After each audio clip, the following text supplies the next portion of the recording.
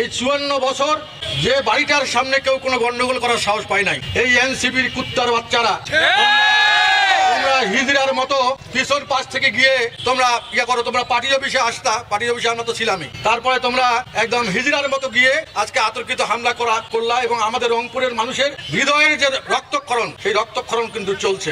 আমি বলতে চাই প্রশাসনের নির্লিপ্ততার কারণে প্রশাসন একদম কোনো কাজ করতেছে না। সারা দেশের মতো রংপুরেও কোনো প্রশাসন কাজ করছে না।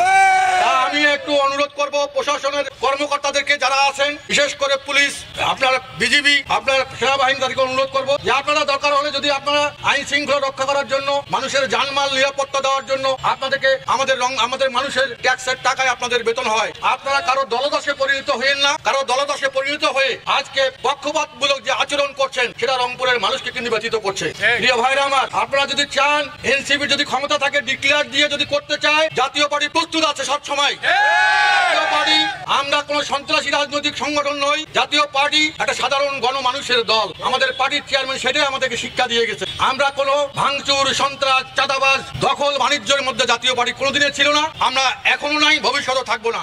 রংপুরে আজকে 54 বছর ধরে জাতীয় পার্টি করা হয়। আজকে রংপুরের এই বিশেষ করে সিটি কর্পোরেশনের যে ব্যবসায়ীরা আছে, কোন প্রতিষ্ঠানের মালিকেরা আছে, কেউ কোনোদিন বলতে পারবেন না যে জাতীয় পার্টির প্রোগ্রামের জন্য 10 টাকা কেউ জাতীয় পার্টির কর্মীরা আপনাদের কাছে চেয়েছে। তাই যে জাতীয় পার্টি আমাদের নিজ অর্থে যতটুকু সামর্থ্য আছে সেই সামর্থ্য নিয়ে জাতীয় পার্টিকে সংঘবদ্ধ করে আমরা জাতীয় পার্টির ঝান্ডা এগিয়ে নিয়ে যাব।